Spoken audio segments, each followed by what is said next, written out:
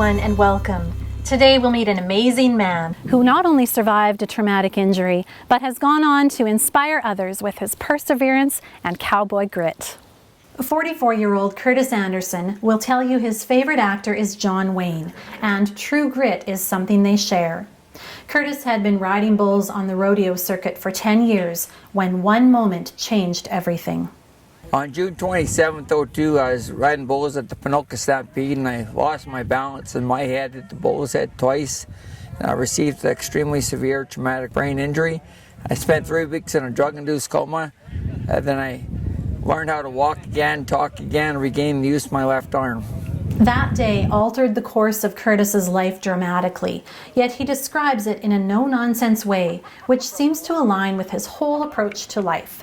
Don't dwell on the past, look ahead, and work hard toward each goal.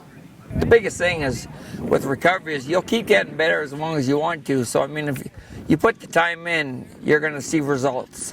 Curtis's mom, Karen, says life was a blur after the injury, but the family forged on, always focused on recovery.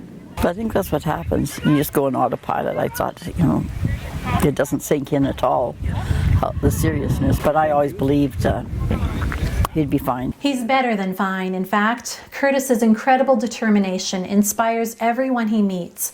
His biggest goal is to raise awareness. He speaks at schools, hockey arenas, community events, anywhere he can, about the importance of helmets and recovery time from head trauma.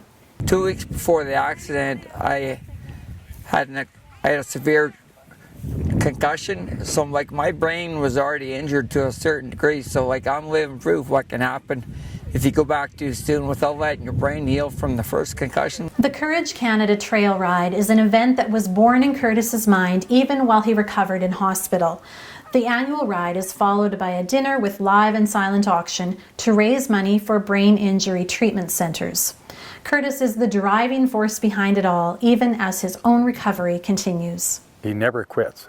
He would send me videos of stuff he was doing, so I started encouraging him of different, even making constructive criticism that he welcomed. I tried it and it worked, and I just stick with him because it's unbelievable.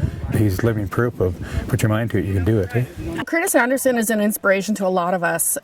He has proven through his own rehabilitation from a very traumatic brain injury that people can do anything they set their mind to. And for me to look at a guy like that and say, what do I have to complain about?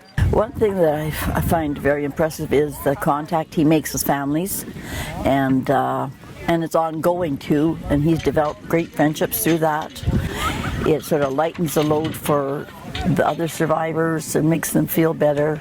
Curtis has big goals for the future. He plans to continue growing as a speaker and inspiring others to never give up on themselves.